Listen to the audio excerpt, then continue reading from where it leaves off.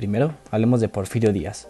Porfirio Díaz nació el 15 de septiembre de 1830 en Oaxaca. Este personaje es muy conocido por tomar la presidencia de México por un total de 31 años. Benito Juárez batalló en la participación y brilló en la segunda intervención francesa, donde ganó muchísima capital política. Esto mientras Benito Juárez estaba en el poder. Sin embargo, en 1971, con el Plan de la Noria, después de las elecciones electorales, se levanta en armas. Sin embargo, Porfirio pierde.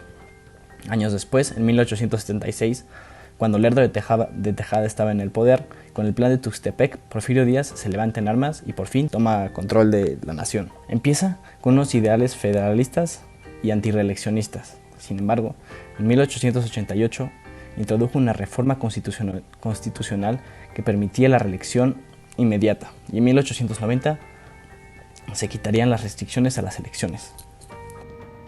En la lectura de Ribucci, entre 1868 y 1878, nos dice que la economía mexicana está estancada. Entre estos 10 años, las exportaciones de México en total varían un 2% y las importaciones varían menos 15%, que esto es muy malo. Y en estos 10 años solo se crean 112 kilómetros de vías férreas. En 1870 la economía mexicana se basaba principalmente en la exportación de plata acuñada. México era el segundo proveedor más importante de plata, y gracias a esto, el peso fue una divisa importante en esta época. Los países empezaron a usar más el oro que la plata, y por lo tanto, el precio de la plata bajó, afectando a la economía mexicana directamente. Alan Knight nos habla del desarrollo económico en la etapa del Porfiriato. Él la divide en tres vertientes y habla sobre un México independiente. La primera vertiente es la de la geografía histórica. Él habla de una división tripartita, donde se divide en norte, sur y centro. Él habla de una economía fragmentada en regiones y localidades mal integradas, una industria que apenas existía y donde incluso en el sur todavía existía la esclavitud.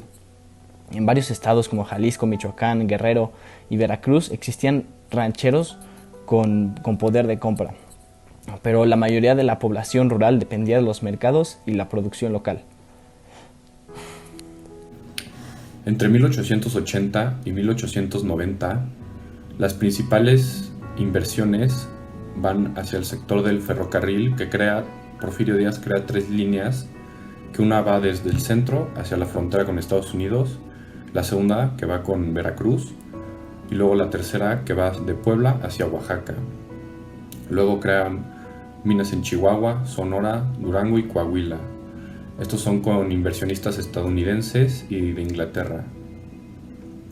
Luego va desde 1891 hasta 1900.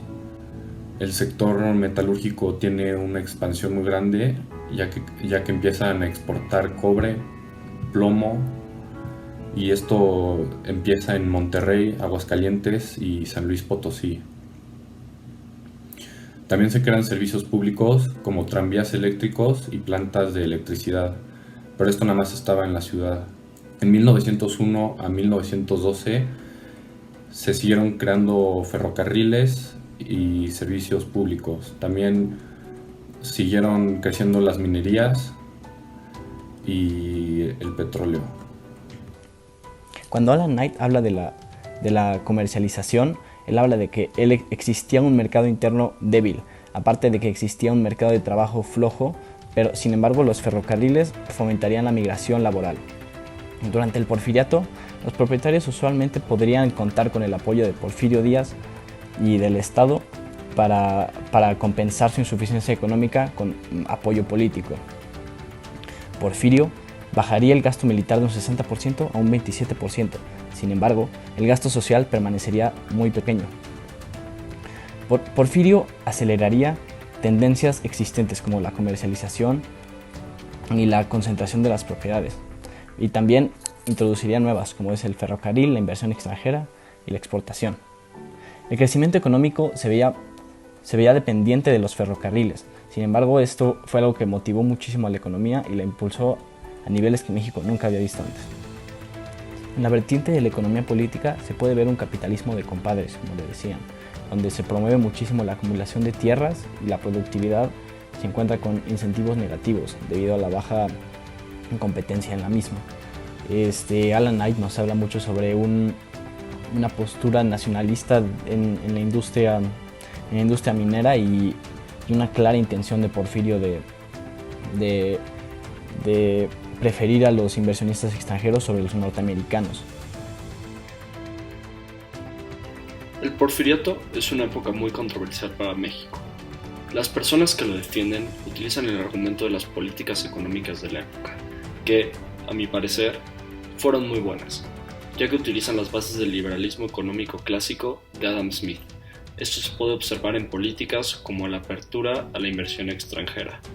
Por otro lado, quienes lo critican consideran que a pesar de vivirse un liberalismo económico, no hubo liberalismo ni político ni social. La libertad de expresión era limitada y las famosas tiendas de raya eran una forma de esclavitud legal.